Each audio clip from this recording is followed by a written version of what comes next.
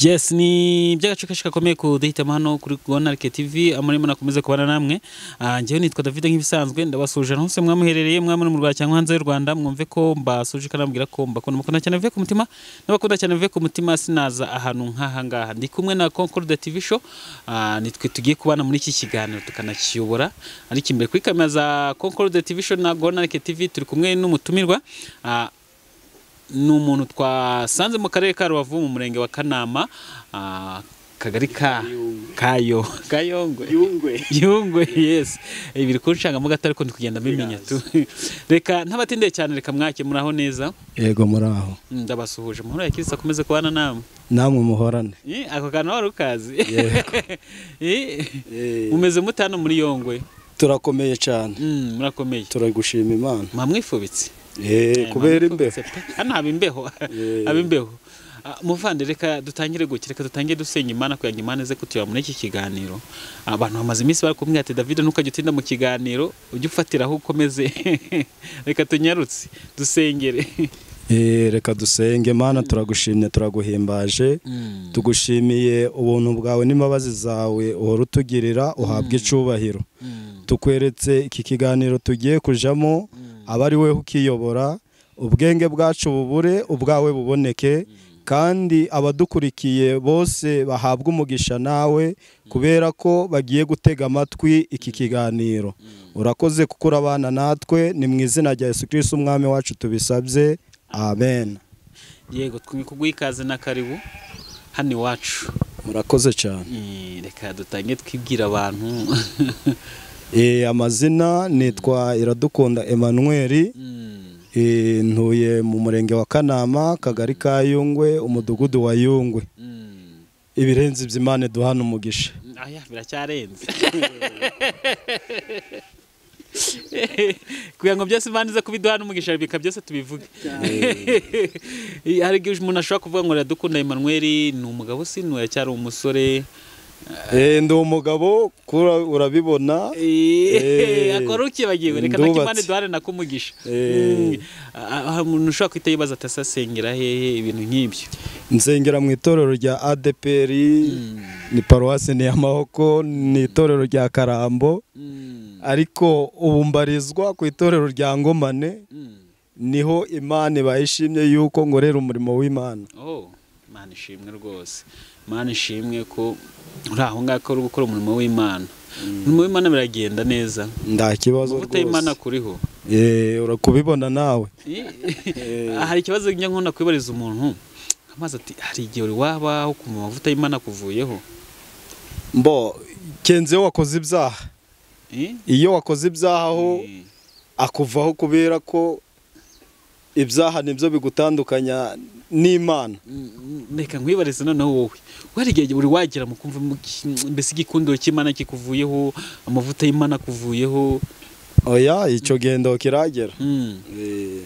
None se ntangiro wagira kumva ucitse intege, wumva Imana urayirakarariye? Kubera ko Bibiliya ivuga ngo mu byiza no mu bibi dushime, ndagihe ndayirakararira kubera ko no muri ibyo bibi ishatse yo kujana, ariko ntabwo ndayirakararira.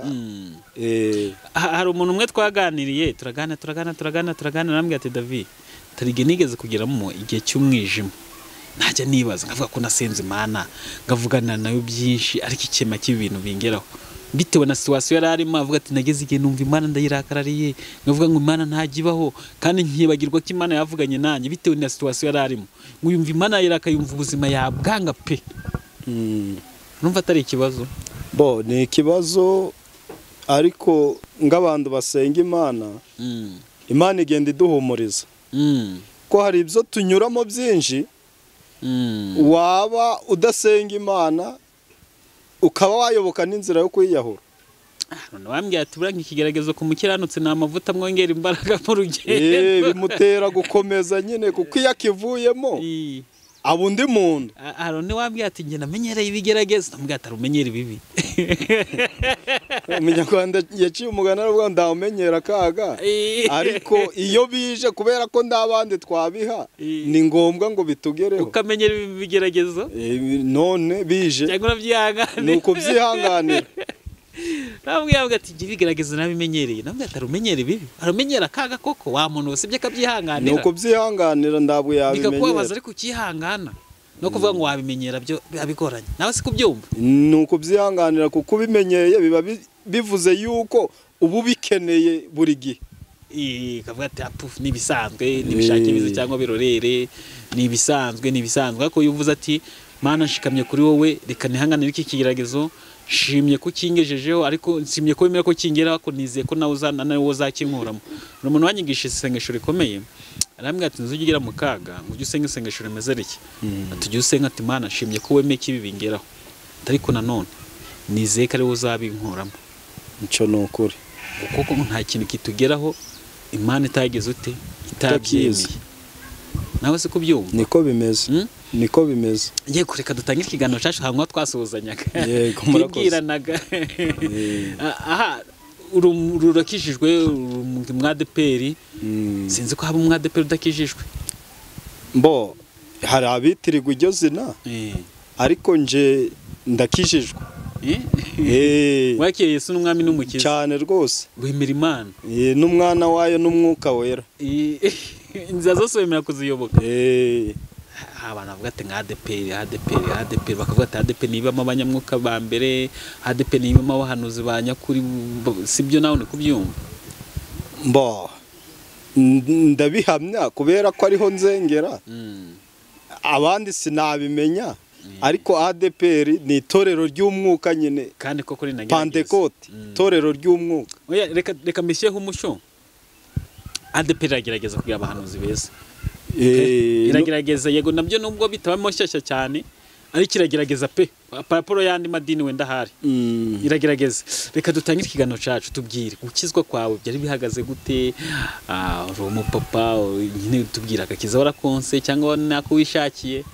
Murakoze cyane nje navutse nzanga mu rugo ababyeyi banje ari abakristo ariko hari abavuka mu rugo rw'abakristo ndi baba abakristo ariko nje nasanze ari abakristo ngo mberezaho ibya bintu by'umwana wabaye ikirara nyine akanga kumwana mu rugo nje rero nakomerejeho mfatiraho kandi noneho ngiriga umugisha bwo kubana n'abakozi b'Imana kuko mu bwana bwanje nje ndabwo nigeze mbana n'abasore babandi burungano ngo iteka ryose abari bumbonaho ahubwo njewe wanzanganaga n'abagabo bakuze ukanzangana n'abantu nyine bafite ibitekerezo abo bantu rero nibo bamfashije kunyobora inzira yo gukiranuka. Bivuze ngo bya bintu twe twagize binyuzemo by'urungano hari urungano utagiyemo atari ukuvuga ngo yuko mbirengagije ahubwo kubera ko nabonaga inzira zabo zitanyobora ngo zingeze ku Mana by'ukuri ahubwo ibitekerezo byabo ngagenda mbigenda gahoro gahoro ahubwo ngabana n'abantu bakuru. Sinzi ko urubyiruko rw'iki gihe tusigaye tuvuga sinzi reka mbaze umuntu turi kuhagera turudaje ni kuki mu kinyarwanda turudaje ni kwa kundi ari ibintu butarakoze mu rubyiruko ukiri urubyiruko none wazaho maze gusaza ukoze nko mu myaka 50 40 ugasanga nibyo uri kubijyamo. Nanjye nahita nibaza ati urwo rubyiruko utagiyemo hari ntuzagera mu gihe cya turudaje.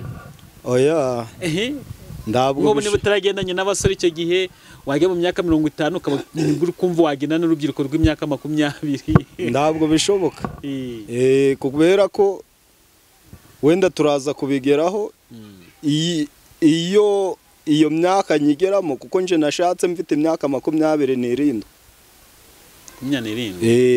urumva ntabwo iyo myaka yo hasi iyo nguminikana nabo basore kuko hari nabo twabyirukanye bagiye bazana abagore bafite nk'imyaka 18 17 ariko kubera ko njewe ndakoranaga nabo nakoranaga n'abakuru nuko uburakijijwe usanga mu rugo n'abakristo nawe ubaye umukristo uri umwana numva nta bintu byinshi twatindaho ngaho tuvuga ntabyo pe nuko icyo nakongeraho wenda mu gukizwa kwanje nakijijwe ndinya abantu b'abanyamasengesho ahantu basenga kubera ko narahubahaga ariko nganahatinya ko ndabyibuka bwa mbere ninjira aho kino cyumba cya hano kwa mukecuru kiba byanzabye imbaraga cyane neza nkanjye nk'ubu ngubu nanjye rwose njya gukizwa nahuraga n'umunyamasengesho ngavuga ati buriya yabonye ibyanjye navuye mu rugo nsuzuguye buriya yaba agiye guza yavuga ati buriya nibyo agiye kuvuga atagiye kumenya abantu bose ko nsuzugura bikaba byatuma mbakwepa naba narebye nk'umuntu nkamureba nati buriya agiye kuvuga ibyanjye yaba ageze nko mu rugo aje gusenga nko mu rugo ngavuga ati buriya agiye kubwira ababyeyi ibintu nirwamo mu muhanda hakurya iriya bikaba ikibazo nawe wari umeze uko nguko ni uko bimeze ariko ndabyaha nari mfite ahubwo ayanya natinyaga abanyamasengesho numvaga yuko ari ab'agaciro bateye ubwoba njye nabatinyaga ibyaha nabaga mfite ntagariko njye natinyaga ibyaha nabaga mfite icyo gihe avuga ibyanjye nuko wamenya uwo ndi we byabaga bikaze wowe watinyaga ko ari ab'agaciro noneho ngumva nguko nari kuvuga wenda hari ibyo barambonaho njyewe ndiyiziho bakabimbwira ariko uko bukeye nuko bwije ngaja ndatinyuka noneho rimwe ninjira muri ico cumba numva baranzengeye turasenganye mbita ndinyuka kuva ubwo ngomerezako na n'ubu ngubu ukijijwe na n'ubu Imana igitanga impano nyinshi ivuga butumwa iz'ubushumba izo gutegeka iziyerekwa kuko nabisobanuje neza bambwiye ko izo mpano zose zitandukanye ngo n'iz'urukundo bajya ngo no kugira urukundo nabyo ni impano izo zose muri zo zose izo ngabire Imana itanga ntabwo Imana yakugabiyeho mbo Imana igaba uko ishaka nanje hari izo yangabiye muri uko gusenga Imana yampaye impano yo guhanura impano yo kuvuga ubutumwa kubwiriza ijambo ry'Imana ndetse n'ibindi kuko si ngombwa yuko byose nabirondora ariko izo ngizo yarazimbaye impano y'ubuhanuzi y'ijambo ry'Imana ari y'ubuhanuzi n'ijambo ry'Imana no gukizwa ni kiye cyaje imbere icya mbere namanje gukizwa akurikiraho impano y'ubuhanuzi kuko nayihawe ndari nahagarara imbere y'abantu ngo ngiye kubwiriza ijambo ry'Imana impano y'ubuhanuzi impano y'ubuhanuzi yaje imbere y'ijambo ry'Imana uri ufite imyaka ingahe mbo nibuka nari ndi mu myaka nga 12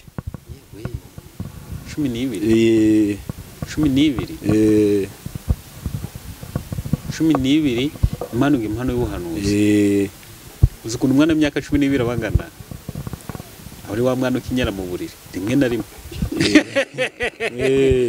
rimwe ntago ari bose ariko 12 akenshi ubusanga bamwe bakinyara mu buriri urumva ntago aba yakikontora neza abari wa mwana uri kuva muri primaire agiye yitegura kujya muri secondaire aba ari umwana muto ya pe impamvu bivuze bino bintu bumve kuntu wanganaga sibyo tekeza Imana igwa impano y'ubuhanuzi tubwira umunsi wa mbere wabifashe gute mbo iyi umunsi wa mbere iza kubimba kuko nabonaga ari ibintu bidasanzwe rimwe ngavuga ati menza atari Imana ko numvaga bije none ngumva ndi kuvuga indimi ndazi umwana w'imyaka 12 noneho ariko simbona ubusobanuro bwabyo nibwo nakomeje gusenga rero ariko muri iyo myaka nsingira ijambo ndobora ngo wenda ndi kuzisobanura imyaka 12 turakomeza mu myaka hafi 17 ndibuka turi gusengera hano mu cyumba hano kwa mukecuru niho Imana yanyeruriye ndangira kuzivuga no kuzisobanura. Hano ngo mwe mwarahise kwiriba rya Yakobo. Umva nagafasha ahantu rwose reka mvugisha ukuri. Natangiye no kwatinya ngewe. Nyine ari kuwinjira ahantu ukumva ni ibisanzwe ariko ukuntu ugenda umenya amavuta hari n'Imana ihari. Ukagenda utinya hasinze ko bajya baca umugani ngo utakwitirwa mu rusenge agira ngo nenze ngizindi ariko ntago nifuza gukubitirwa ahantu nkangangewe namaze kumenya ko atari ahantu hasanzwe na ahantu ahubwo hari Imana. Ubugeze hano nuko birakomeza birakomeza noneho niwacu mu rusengero birakomeza Imana ikomeza gukora ariko nje sikenje nakunze kuyikoresha kuko ushobora gusanga ngo mu mwaka Imana yarangoresheje mu buryo bwo guhanura bitarenze nga 5 ngo mu mwaka muri iyo myaka 17 muri iyo myaka 17 Imana ikimara kuyimba no gusobanura indimi umwaka wari woshira wenda ngubu Imana ingoresheje ngahanuramo katarenze nga 5 gusa mu gihe hari abikoresha mu gitondo saa 6 bari guhanura njewe oya we ntagaruka we wabazaga Imana ikakubwira ngo nubiterwa niki kwita gukoresha aho ugeze ko nje numva ngo umusika afatiwe naho ngaho yirwaniraho mbo ndabwo nigeze kuyibaza ngo mbe biterwa niki kuko ikora ibyishaka ahubwo njewe niko nisanze ndavuga ati buriya nuko biporogaramye hari ukuntu wenda ko wavuze ngo ntakunze kuyikoresha kenshi natekereje ko wenda hari wanga kuyikoresha bitewe no kutabishaka. Hari abantu babayeho gucyo ariko iyo tugezaho nkamita mabwira ati muzibuke yo nareka ibyamubaye tuzanga kubikoresha tizashaka ubigikoresha oya ndabwo ari ukuvuga ngo nukwanga kuyikoresha ahubwo rimwe na rimwe habaye igihe nzenze abwira Imana ati iyi mbano ni nziza ariko numva njaka indi bitewe nuko hari uburyo wabonaga umuntu uri guhanura ukabona ari kuhagurutsa abantu ari kubabwira ibyabo ngabona ndambaraga nifitiye wenda z'umubiri ngumva Imana yo mbindurira nabivuze naza kugira aho hantu nabivuze urumva nubwo wayikoreshaga wabaga utabishaka oya ndabwo ari ukutabishaka yo nawe twakopise wabaga umva kubwira Imana yo yakubonye mu bushobozi uri gusenga akavuga ati Imana ngo numva ngo waminurira kandi iyo kubonye mu bushobozi byo wakora muri uzi ikintu kihari bamwe abafashe bagira bungeri abandi bahajya abandi bashumba abandi abatambye kwese ntago twaba bamwe kandi uko Imana yagushize niba yagushize mu cyaciciro nicyo nk'icyo ugomba kubamo uko byagenda kose ndaza kugira ahantu umenye uko waje kuyigandukira ahubwo niba itaragucisha akanyafu ukaba waza naho byigeze kugira kuvuga ati noneho Mana ndemye ndatumitse mbo njewe na nubu iyi ngoresheje ndakora ariko rwose ndabwo ari ukuvuga ngo ni ukuyigandira ahubwo uko nyisaba yo irambata ikangoresha hari igihe umuntu aba ashaka gukata ibindi ashaka kubica uruhande ariko muvandire kamubwire kano kantu uzi iyo n'Imana imutuma bano ubwo batatubwira byinshi bakatubwira ngo asore mwakira gifi bano no gitegezo ko yagifi cyapfuye kumubika gutyo gusa muri ibibazo yahuriyemo nabyo zamenya we niyo urumva wajya mwakira gifi nuko abantu bagisobanura ngo ni igifi ariko ubundi ugiye kubisha mu buzima busanzwe cya gifi ntabwo gisobanura ifi yo mu mazi sibyo kiriya gifi gisobanura ahantu Imana ishobora kubanza ikagucisha ukabanza ukajya gufatira y'isomo none ukaganduka ukajyaho ntawe koherejeyo Birumvikana. tekereza nk'ubu Imana igufasha ikahita kohereza nk'ahantu kure utabana n'umuryango wawe wagera ugafatirayo isomo warangiza ukaza kuvuga ati noneho Mana ndemeye ndatumitse. Eka ndawabyifuza. Buriya abantu nuko bisobanura bakahita bumva kiriya gifi bakavuga ati nuko ngo nyine ngo yagiye agwa mu gifi wenda utekereza ngo nawe ngo nigutuma wenda ikagutuma ngo ni Kigali ngizahita ize ngikubite wenda mu nyoni inyoni guruka igwemo wapi, ahubwo izazi gukubite muri gereza bakwimura bakugeze muri gereza ya Kigali n'ugera muri gereza ya Kigali bagusorera i Kigali. Nicyo bishatse gusobanura.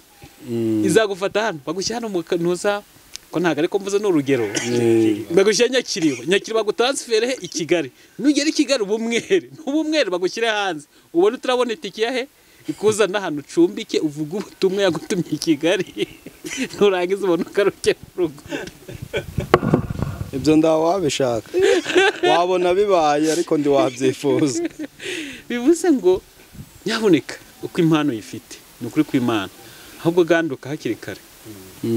Sibyo nibyo ganduka hakiri kare burangiye hari ukuntu ntinyijwi ry'Imana urumva ukuntu ntinyijwi ry'Imana njye ntinyikunda Imana ikora ubundi Imana ikora uko ishaka iyo kubonyemo imbaraga ubushobozi iraguheza uko ishaka. Sasa rero Imana imaze kuguha iyo mpano y'ubuhanuzi iragutangiye kugukoresha tubwire wumvaga umeze uti icyo gihe wumvaga wabivamo bitewe n'impano yaguhaye? Oya numvaga nakomeza ahubwo kubera ko iyo ufite iyo mbano uba ufite umwuka wera.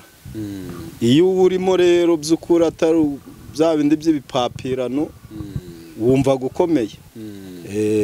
Aha nyuma rero maze kuguha impano uragiye urahanuye hari ibibazo duhura nabyo mu mpano nkuko nakunze kwibaza abagenzi bawe twari turi kumwe ukawahanura nk'umuntu akagupinga cyangwa se ugahanura nk'umuntu inzu ntayo ufite cyangwa se ugahanura umuntu ngo Imana irakugaburira wowe waburaye ibyo byigeze bikubaho? Cyane rwose ukabwira umuntu iby'Imana yakubwiye by'akazi kandi wowe ndakufite akakabona cyangwa se ukabwira umuntu ati nutagarukira aho ugeze uzahura n'ibi ngibi abo gupinga bondi babura ariko Imana ipfa kuba yavuze. Hano wambwiye ati rwose tudafite reka nkubwize ukuri atari ikintu ntazibagirwa ati umuntu Imana yantumye ku muntu ngiye kumugirira neza ungeze wanyirukanga atanampaye n'itike kandi Imana none arukuntu Imana ngiye gutuma guke ikagutuma ku muntu utazi. Ibyo byakubaho? Oya ntabwo birakubaho ngo guke Imana ikaguhagurutsa ikakubwira ati cyangwa se ikaguha nimero y'umuntu bijye bikunda kuhaba ukaryama waba uryamye ukabona nimero y'umuntu ikakubwira ati hamagara iyo nimero uyibwiriye message cyangwa se dore uyu muntu nuwahangane mu karere ka Kayonza haguruka ufate tike yawe ugende umubwire iyi message afite n'ikibazo kiniki usiga umusengeye hari icyo nshaka kumukorera. nje ndabwira no ku bantu bakure abo yakunze kundumaho abenji nabo tubana mwa muri kumwe hafi nubwo twaba tudaturanye ariko bari muri kano karere kacu ka Rubavu batari kure. Nuko rero ubonye impano y'ubuhanuzi ubaye umuvugabutumwa byo watangiye kwimva impano y'ubuvugabutumwa ryari kumukatugenda no kukwakira mbo ubuvugabutumwa bwahereye wenda kuririmba kuko nabaye umuririmbyi mbere muri École de Dimanche ishuri ryo ku Cyumweru ndi muto cyane. Ijambo ry'Imana rero natangiye kurivuga mfite imyaka 19.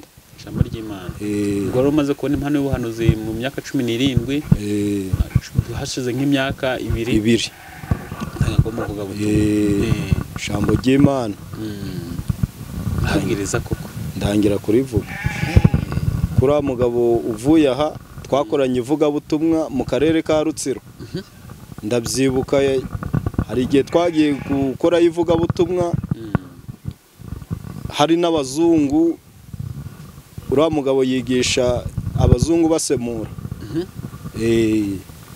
icyo gihe twari mu vugabutumwa twumva ko mu karere ka Rutsiro n'iwacu muri Rubavu ndetse no muri Nyabihu ndibuka yuko twagezeyo muri Nyabihu mwaragiye pe mwaragiye. Nakunze kuganira n'abavugabutumwa, hari umuvugabutumwa twaganira arambwira ati yigeze kujya kubwiza muri Kenya akasangamo igitane ngo kirimo umurozi ngo yajya kuvuga ngo akabona inzu kiramwasamiye atavuga ati aho hantu Imana yahanguye ngo na n'ubu iyo matekereje ngo numva ntapfa kumenyera agatutu k'ahantu ngo iyo bampamagariye agatutu ngo agatuti bisaba kugasengera bihagije ngo najyaga kuvuga ngo nkabona inzoka ngo ingiranyasamiye nagira urahura n'igiterane ukabona kirakuvunye pe, wajya kuvuga ukabona wapi ntago bimeze neza bitewe n'abantu bagifatiriye. Oya ntabwo turahura n'iyo kese ko niba ugiye kubwiriza ugomba kubyitegura ukabisengera, byaba hari n'ibibazo Imana ikabikwereka ukagenda ubizi, ariko ntabwo ndahura n'iyo kese yo kuvuga ngo nagiye kubwiriza ngo abarozi ngo bafatiye iterane. Nta muntu ufatira Imana, ko Imana iri hejuru ya byose, si uko batabamo ariko ntabwo yatangira imbaraga z'Imana.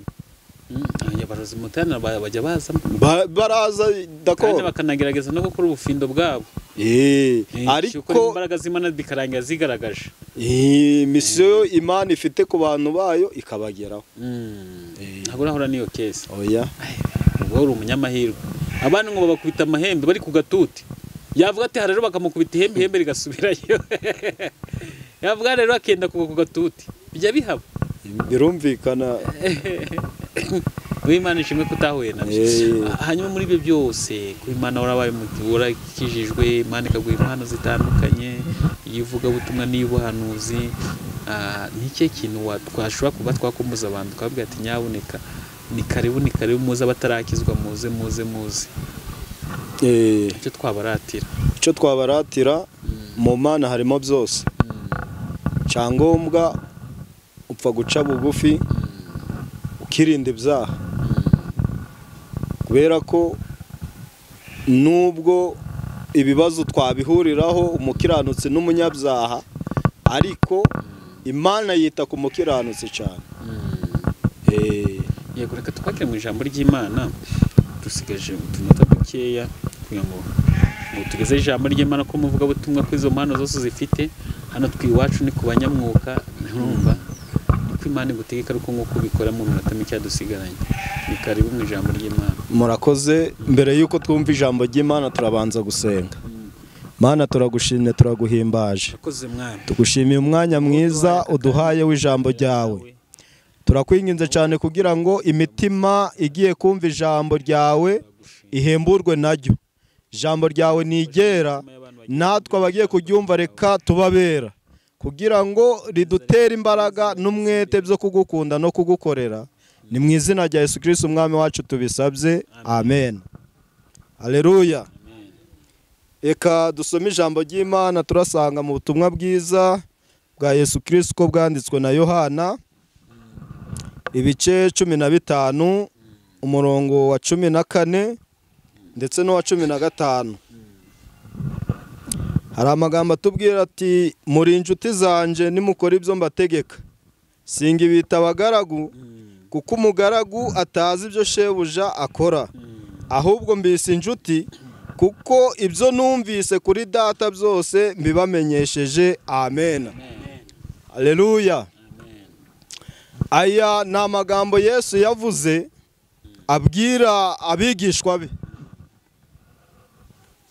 igihe yababwiraga ngo ndi umuzabibu w'ukuri kandi data ni nyirawo, ngo ni nawe uwuhingira.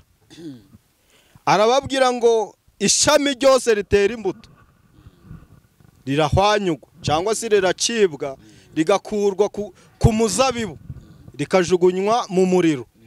Yashaka kuvuga yuko niwe muzabibu, niwe giti, abantu bose bari iruhande rwe bamushamikiyeho.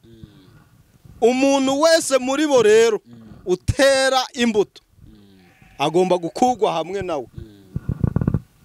Ari byo bya bindi twavugaga kugira impano ushobora kugira impano ariko za mbuto ndazo, ndakabuza urahwanyugwa uracibwa, bidashingiye ngo urahanura ngo werekwa n'ibiri kuzimu, kubera ko icyo bazatumenyeraho si impano n'imbuto. Yesu rero arakomeza arababwira byinshi, arababwira ageze ku murongo wa 14 niho yababwiye ngo muri inshuti zanje ariko nimukora ibyo mbategeka. Yego. Kugira ngo ube inshuti na Yesu rero hari ikigomba kugaragaza umuntu w'inshuti na Yesu. Iyo dusomye mu gitabo cyo Kuva mu bice 20 umurongo waho wa 3 ugakomeza, hari amategeko Yesu yategetse cyangwa se Imana yategetse Abisiraheli. Arababwira ngo mbahaye aya mategeko mugomba kuyagenderaho, Amen. nibwo muzaba muri inshuti zanje. Haleluya. Amen.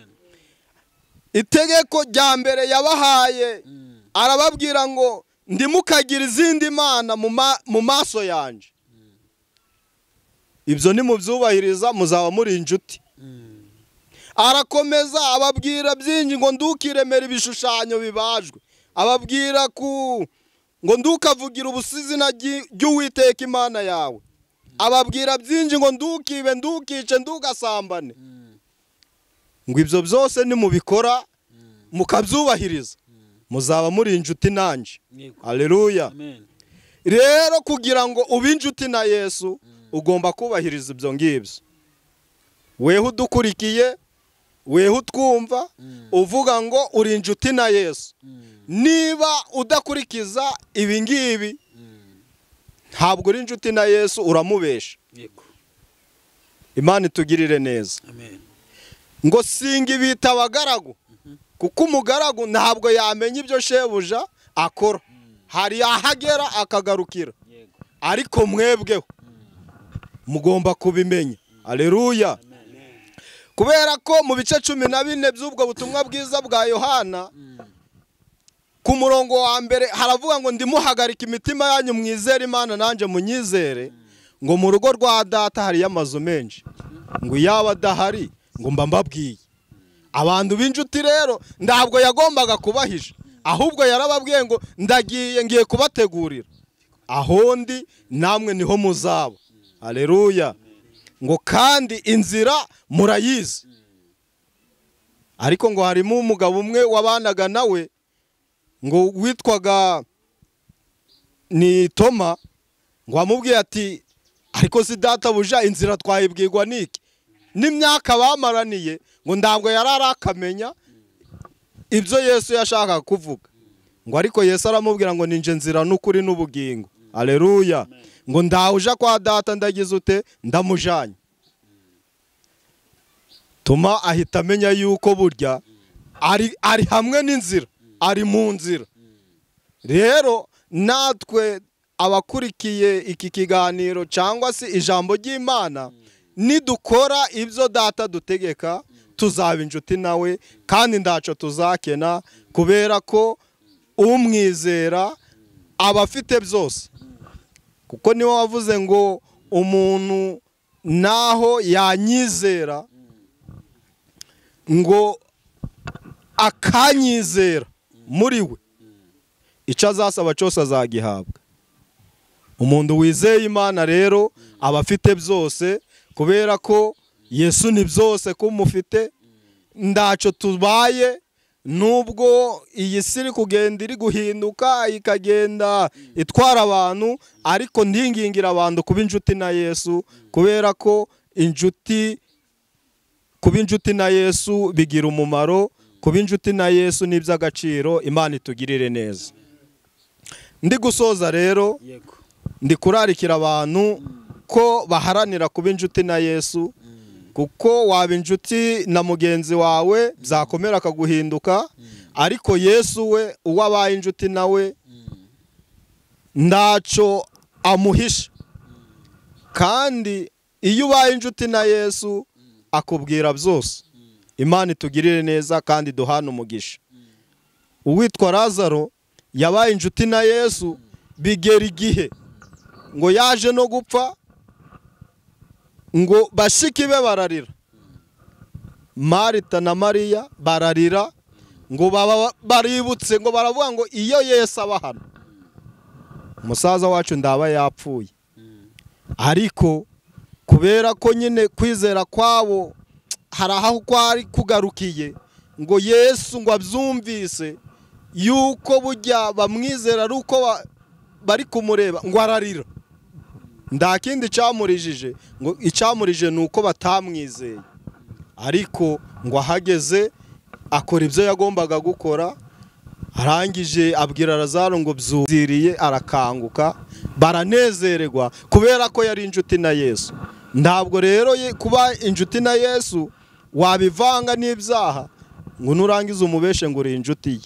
Ahubwo kuba inshuti na Yesu ni ukubahiriza bya bindi twasomye mu gitabo cyo Kuva mu bice 20 ku murongo wa 3 ugakomeza. Umuntu wese rero ushaka kuba inshuti na Yesu abyubahirize, kandi Imana izamugirira neza. Yesu azamuyobora kandi azamugeza mu ijuru amahoro. Mwakire neza ijambo ry'Imana. Amen. Reka dusenge rero kubw'ijambo ry'Imana. Urakoze Mana kubera ko uduhaye ijambo ryiza. Turashaka twese kuba inshuti nawe. Abari inshuti nawe reka bakomeze bagukomereho. Abataraba inshuti nawe reka nabo bagushake bakubone, kubera ko ijambo ryawe riratubwira ngo tugushake bigishoboka yuko ubonwa. Umunyabyaha reka ingeso ze, ukiranirwa reka ibyo yibwira, ahubwo umuntu wese agushake kubera ko uri kuboneka. Reka utwemerere, kandi umuntu wese ukurikiranye ijambo ryawe umuha umugisha kugira ngo ubugingo bwe burindwe nawe. Urakoze kuko uri mu ruhande rwacu, ni mu izina rya Yesu Kristo umwami wacu. Amen.